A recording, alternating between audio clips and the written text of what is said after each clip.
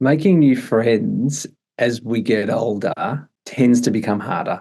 And there are a bunch of reasons for that. And I'd argue pretty strongly that it gets even harder for guys. Welcome back to the In Good Company podcast. On today's episode, we're going to talk about what it means to build stronger, more authentic connections. To help me do this, I'm joined by Dr. Simon Rice.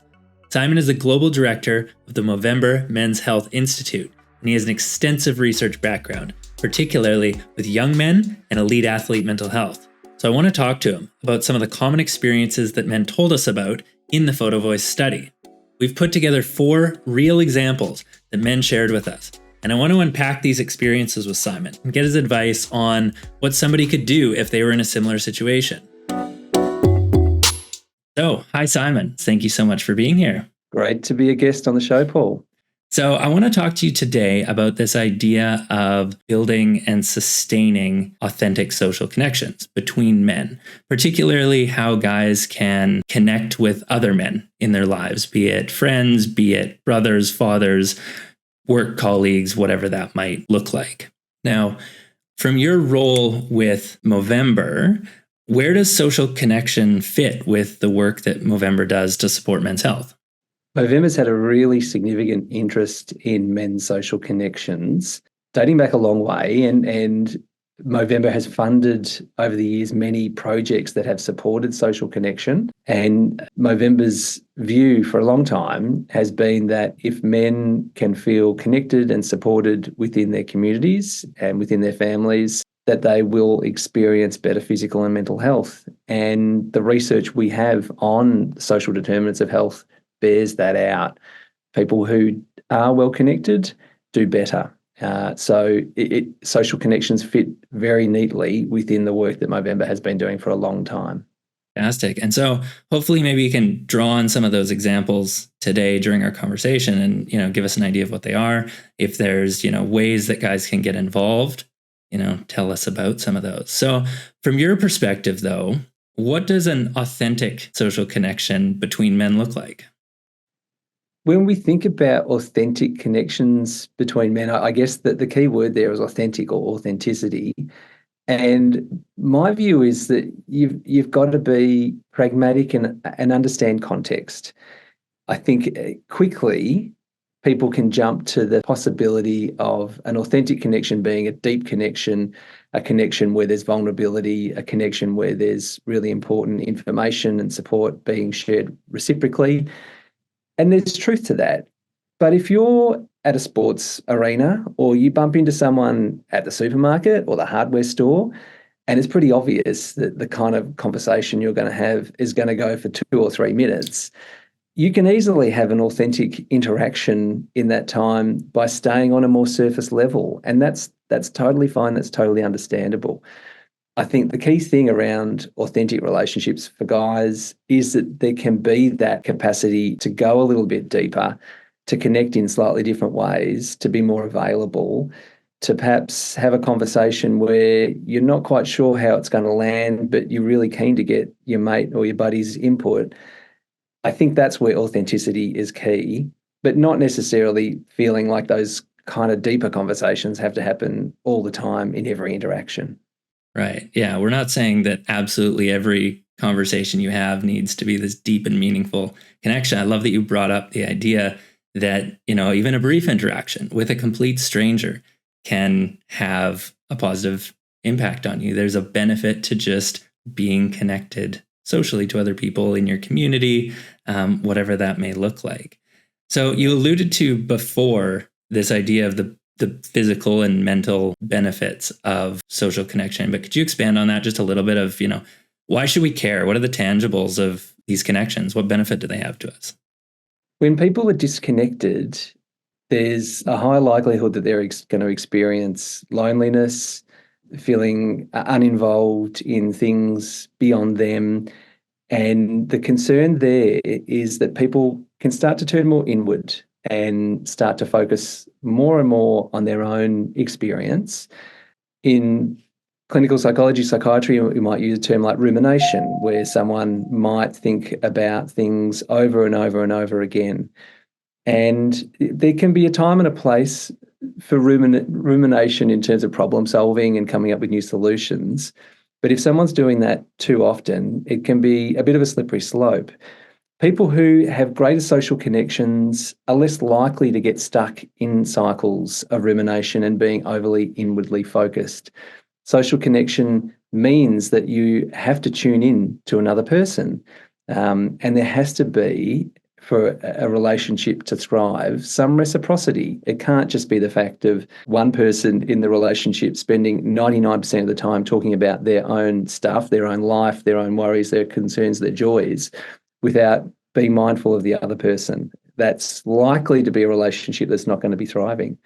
So when you're doing that, and when you're tuning into someone, it takes you out of yourself, out of your own experience, and it helps connect, show kindness, care to another person, feel connected in a broader way. And all of those things have really profound mental health benefits in terms of markedly lower anxiety, markedly lower depression, but also physical health. The interaction between mental health and physical health is really strong as well. So supporting our communities to feel connected, reducing loneliness is a really important thing. Yeah, really interesting. And so some of those aspects of kind of loneliness, social isolation, I think that really came to the forefront during COVID. And we actually have an example around that. But as you know, we recently talked to a number of guys from across Canada. We conducted this photovoice study and we got them to submit photos, and then we discussed those photos with them of their experiences socially connecting with other guys.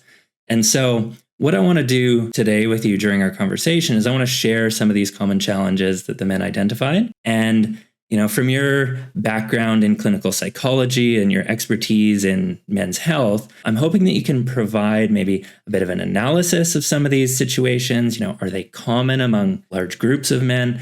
And then, talk about the specifics of, what recommendations do we have for a guy that might be listening that finds himself in a similar situation. Right. Let's do it, Paul. So the first example here is around making new connections. And the names of the guys that I'm going to use, these are pseudonyms. They're not the real names of the men. We've given them pseudonyms for confidentiality. But I think the scenarios really kind of capture ideas that are experiences from a lot of different men. So this is Jax. Jax is a university student. He's in his 20s. He played competitive basketball when he was younger, and he actually made a lot of good friends from those times, some of them that he still stays in touch with today. He continues to play basketball recreationally. He enjoys going to the gym. That's kind of his way of de-stressing, but he's one of those guys that he'll put in his headphones and he'll kind of lock in and shut the world out. So he's been thinking about social connection a bit more, due in part to taking part in the study. And he wanted to make new friends, to reach out, make new connections. But he's finding it challenging to approach other guys, to initiate those conversations. And one of the photos that he submitted, he titled it Approachability. So it's a photo of some little pebbles that he created into a smiley face. And he's got, 2 leaves for eyes and sticks for eyebrows. And this is what he said about the photo. He said, "These rocks resemble how people may look at me as someone who's unapproachable, that they can't really approach me to have a conversation, when in reality, there's a huge smiling face under there. Maybe it's my front that I put on, or just my everyday face that is just my appearance that doesn't seem approachable, I guess."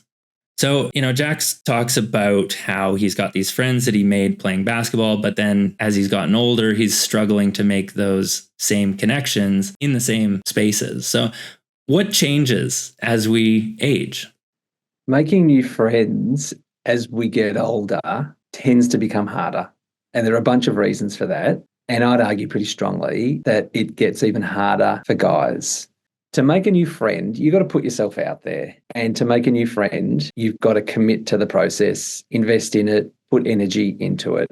As people get busier, which is usually fairly inevitable as they age, and for some that will mean family commitments, for others it will mean that work becomes more of a focus, and maybe for younger men it's balancing all the commitments between full-time work and sport or university and study and trying to make money on top of that. There's a lot of pressures and strains there. Putting yourself out there to connect with others as I said, is not an easy thing to be done.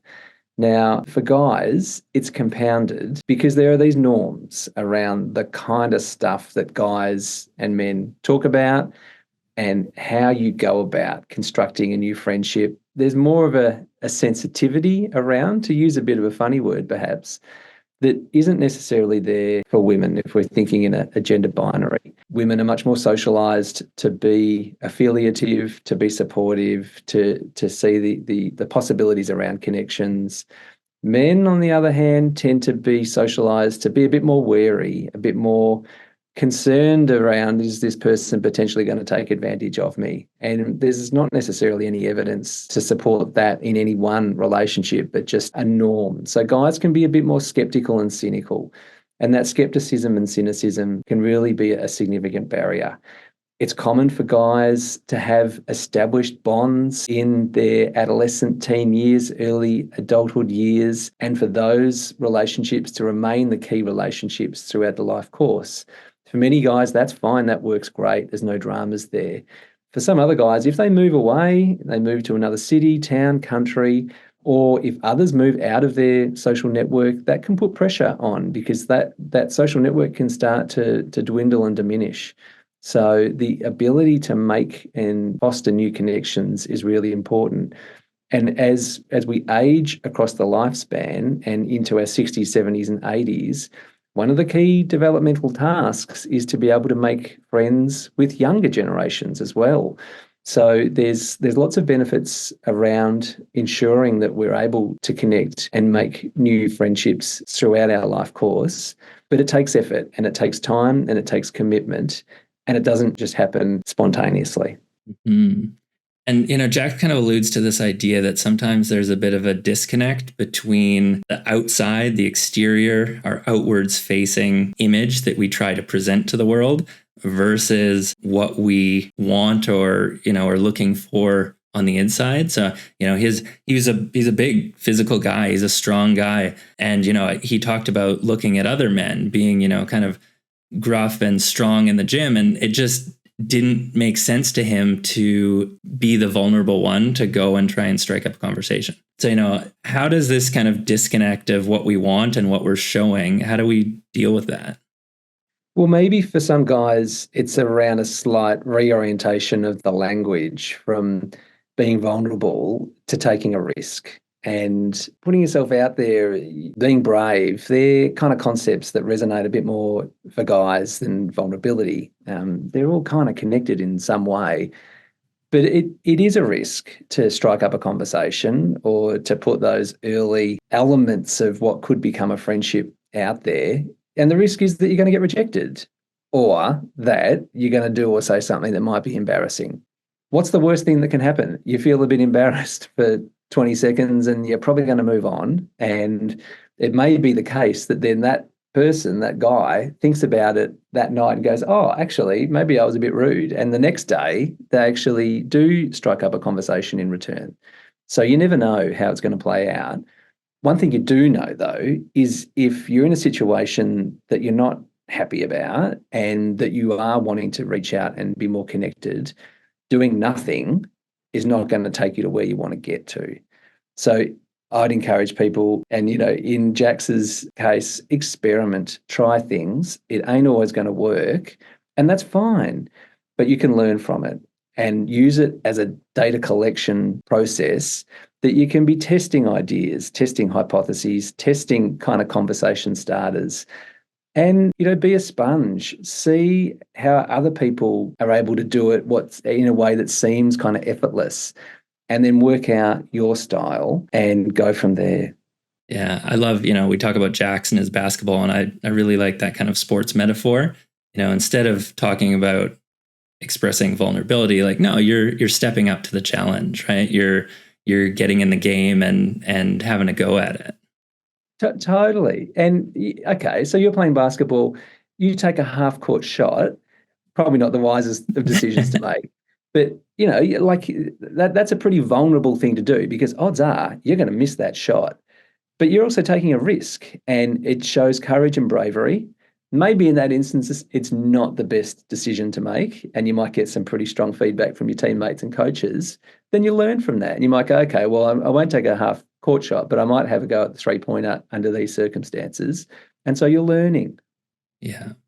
So I just want to touch quickly on the context of, connecting during recreational basketball, right? Is this a good space where Jack should be looking, or would you coach him to look in different areas? Where can we find other guys to connect with?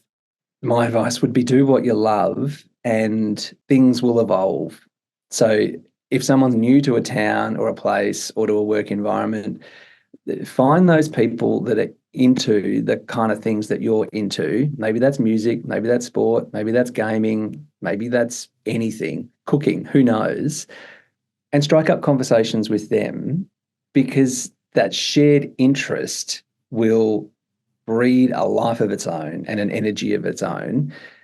And if you're able to have interactions like that over multiple points of time, over a week or month or longer, then that breeds closeness and connection. And all of a sudden you recognize, we're kind of buddies now. Or I could actually ask that person, male, female, whoever, if they want to come and have a coffee or lunch or grab a beer, because there's a closeness there. So, you can build up to things slowly, but you can also take a bigger risk and just say, hey, I'm new here, really keen to get to know some people. Do you want to grab lunch? Do you want to grab a coffee? And I think for guys in particular, you need to feel okay with the prospect that someone's going to say, you know what, no, not today, or no, sorry, I'm too busy. The prospect of rejection. Yeah, sure, that can be a short-term hit to your ego, but you'll be fine. You will.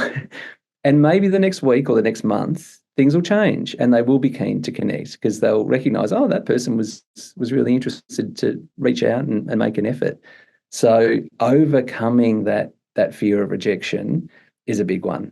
Understandably, no one likes to be rejected. No one likes to feel ostracized. It's a really painful human experience. We're very much wired as social creatures. But if you're going to let that hold you back, there's a good chance you'll stay stuck in a situation that you're actually wanting to change. Good advice. Okay. I want to jump into our next example. And so this one is around this idea of changing life circumstances. And you talked before about how a lot of guys make those connections when they're younger and they carry them sometimes across a lifetime, right? Those are the friends they have and those are the friends they stick with. But there are things that can get in the way that can disrupt that in our lives. And this is certainly an example that resonates with me because I've recently just moved and the connections that I made in the previous town, I've now lost that ability to catch up in person. It's not to say we can't, connect online, but it feels a little different. So this example is Caleb. Caleb's in his mid-60s, and he recently retired. He was previously a high school arts teacher, and he was there in the same position for 35 years. And so since he's retired, he's really felt like he's lost this sense of purpose and community in his life. He's lost the close connections that he had for so long. And so he submitted this photo, and it's actually of the building that he spent so much time in. And he described it. He says, "So much of my life revolves around work, and work was this school. This is where I worked for 35 years. My daughter went to school here with me. During my marriage, it was my second home. After my marriage ended, it was my home. And then I retired 3 years ago, and I've kind of lost my home, lost my support." So how do these major transitions like moving to a new city, changing jobs, or in Caleb's case, retiring, impact our sense of identity as guys and kind of our ability to form those connections?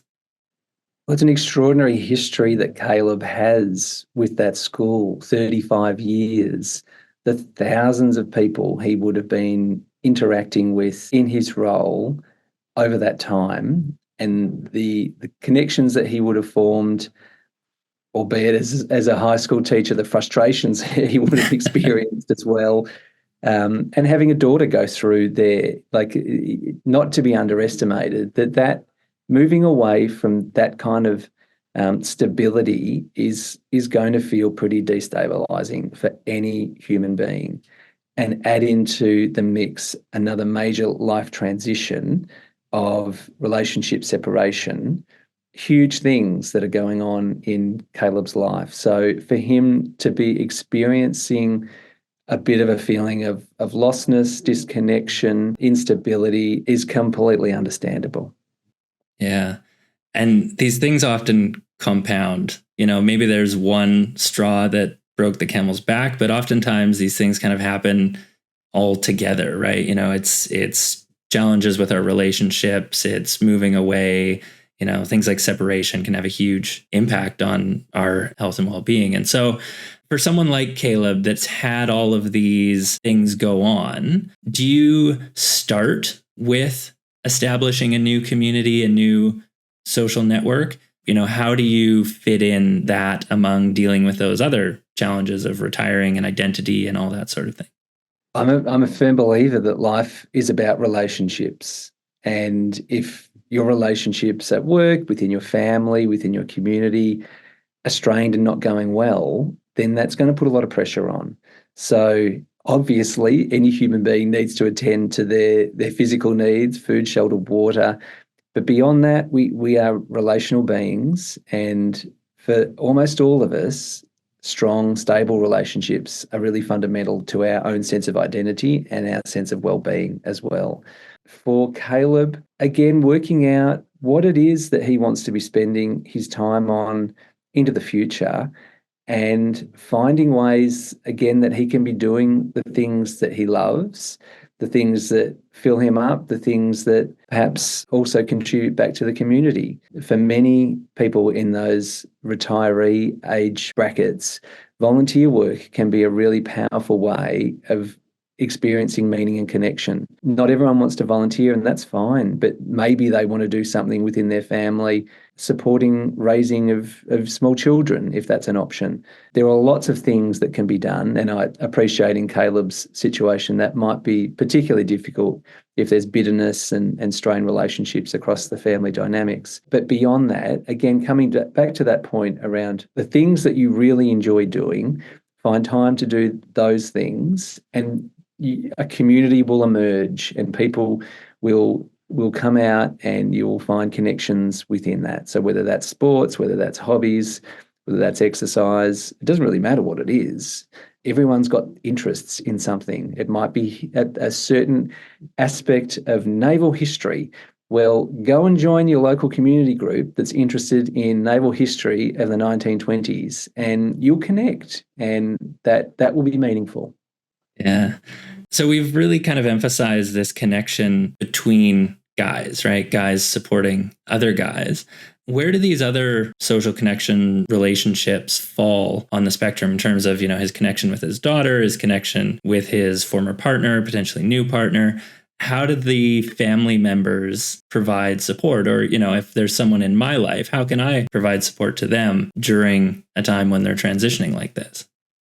It's a great point. And often it can be the scenario, the situation where men across the life course, regardless, thinking about younger men or older retiree aged men, can be in situations where people find it a bit harder to reach out and support them. Perhaps because they make the assumption that everything's going fine. They make the assumption that if they reach out, it's not going to be received well.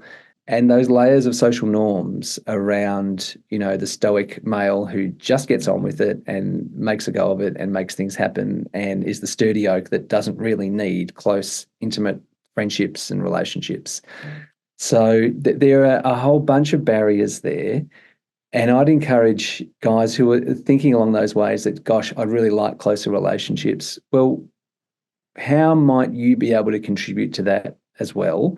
What kind of conversations or situations or activities might you be able to plan or engage in that might facilitate closeness? And vice versa for people around them in their network, friends, family, colleagues, recognizing that you might be able to do something despite all of those social norms. It might not be received super warmly to start with, but sometimes a few attempts can make the difference. So, that idea of community and being there to support others being an important consideration. Mm-hmm. So I want to jump into the next example. And this one's kind of specifically looking at these experiences of social isolation, loneliness. And this is an example from Lewis. So he's a 20-year-old student from British Columbia, and he lived with his family during the peak of COVID. And, everybody had experiences during this time. We're all familiar with terms like lockdown that we never knew prior. But, there's a lot of people that experience that loneliness and isolation of being cooped up and only being able to connect online. So he did live with his family, but he felt like this was a lot of time spent together. And in his household growing up, feelings were not generally something that guys talked about. So he felt like he couldn't express these frustrations and problems to anyone else. So he submitted a photo that he called social, in quotations.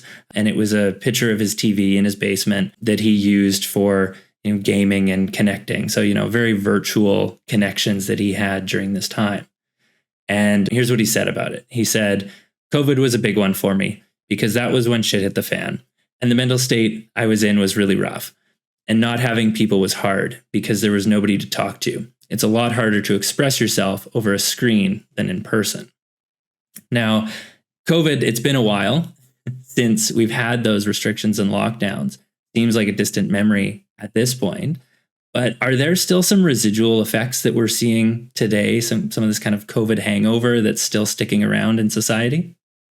I think the first thing to say is that virtual connections are awesome. And if there's distance between people, whether that's different states, countries, galaxies, although we're not really there yet, are we? Connecting through the web, through a phone call, through text message, through WhatsApps, it's a great way to stay in touch with people and foster those relationships that without that communication may not be as strong. So a really important thing just to keep in mind that virtual connection has its role. Are there still some hangovers from COVID? For sure. For some people, it was such a disruptive part of their life and formative experiences weren't able to be had that they were put on a trajectory that it's been challenging to recover from. For other people, much less so. Even though the lockdown experience was very similar, they were able to bounce back because of resilience factors or social connectedness factors that were there and were pre-existing. So for those guys who are still experiencing some challenges, thinking about what kind of life is it that you want is probably part of the key. And then working out, well, where's my point of motivation to change here?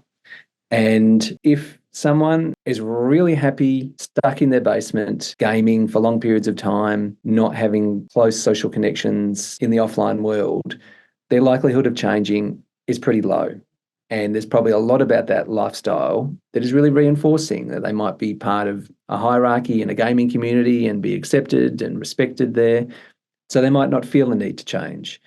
It becomes important when it feels for someone that life is not going the way they had wanted it to, had hoped to, or feels that they're not necessarily reaching the kinds of goals or potential that they'd like to.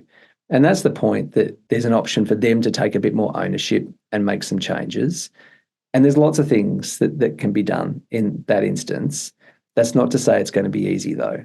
Yeah, this idea of connecting virtually compared to in person, I think, is a really interesting one, because a lot of the men that I talked to during the study really emphasized the importance of being able to connect in person. They really wanted to have that closeness, which I think is interesting, because what I've heard and read about in terms of virtual connections is, there can be a benefit of anonymity, right? You can share your challenges with someone that you don't know, that's kind of a step removed from those experiences in your daily life. And so there's a bit of confidentiality there. There's also an immediacy to it, but there are some challenges, I suppose, in terms of, if you're disclosing things on a text message, maybe it gets misinterpreted, maybe it's set in stone, as kind of evidence, so they don't want to have that paper trail.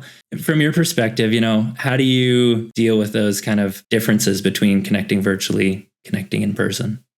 While there's great opportunity around virtual connection, there's still a wonderful spontaneity that happens in in-person connections. If you're out having a meal with a mate or a buddy or a group of friends, maybe you're at a bar, the kinds of interactions that you're going to have there will be vastly different to what you will experience if you're separated by 1,500 miles and you're having a Zoom call and a beer together. Both have their time and their place depending on where people are at in their lives. But obviously, that spontaneity, the possibility of new things, unexpected things happening when you're catching up with someone in person, all of those things just add so much more colour and movement to a social interaction. It's those spontaneous things that are usually the most memorable. Something really unexpected happened that changed the course of the lunch, the evening, the afternoon, and then you went down a completely different set of experiences as a consequence of that. And that's one of the wonders of life. So for folks that do end up getting stuck a lot in the world of virtual connection, that can be much more difficult to experience. And there can be a bit of a loss there, I would say. So doing what you can to try and balance virtual connection with in-person connection is important.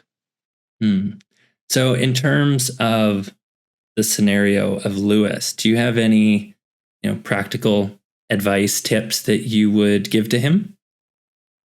I think Lewis's situation is common for many young guys who really felt cooped up at home over the COVID experience and a huge sense of loss. And as pressures and strains started to mount, there could be challenges around family interactions. And some of those challenges might be continuing to play out years later, that relationships were strained and haven't been able to be properly repaired.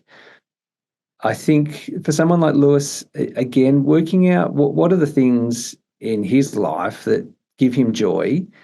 And yes, some of those things might be in the online world, and trying to balance that with experiences and other things that can be happening offline.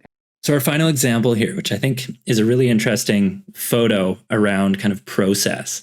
And this one was submitted from Brad, who's in his 30s. He works full time. And as he's gotten older, as we've talked about before, he's spending more time working, less time socializing. And he submitted this photo of a ladder. It's this old rusty ladder that's going up a wall. And he used these rungs as kind of the steps that were required to build more authentic connections. The first step being kind of a realization that you want to make those connections. And this was kind of his way of conceptualizing the process of building more authentic relationships. So are there specific interpersonal skills that you would recommend to guys? How do we climb those rungs in the middle from making a connection to strengthening those connections over time? I think for some guys, there will be a skill element part of creating new connections and friendships. Possibly even for most, there are probably other barriers. And those barriers we could probably class as emotional.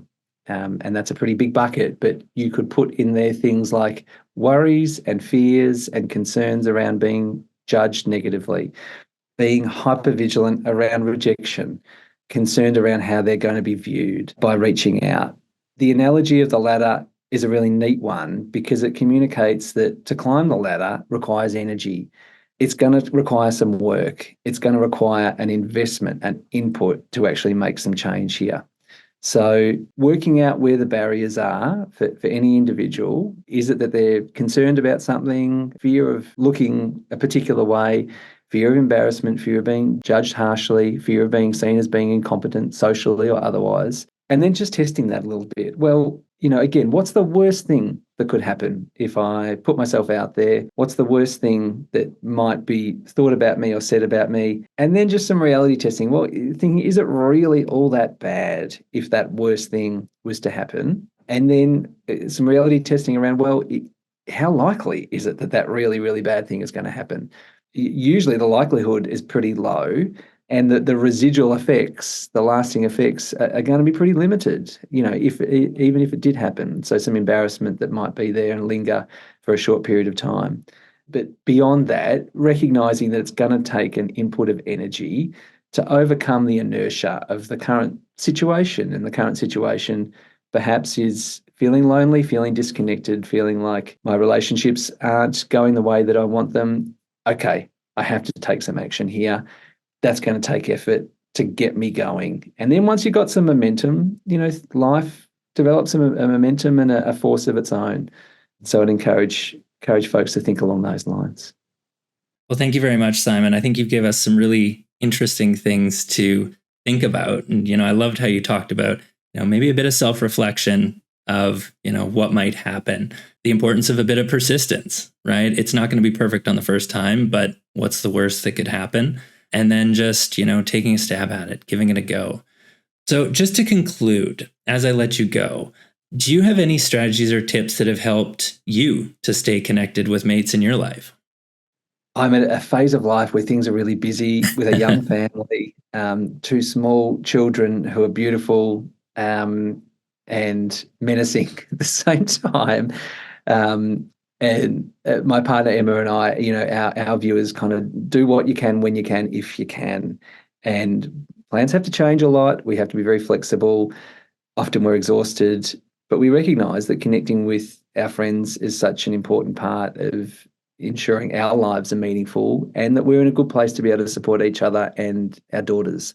So, if it means that you've got 4 minutes to have a quick conversation with someone versus not having the conversation on the phone, then use that 4 minutes. Like, it's not ideal. It'd be great to have a 20-minute convo, but something is better than nothing, and find those points of connection when and where you can.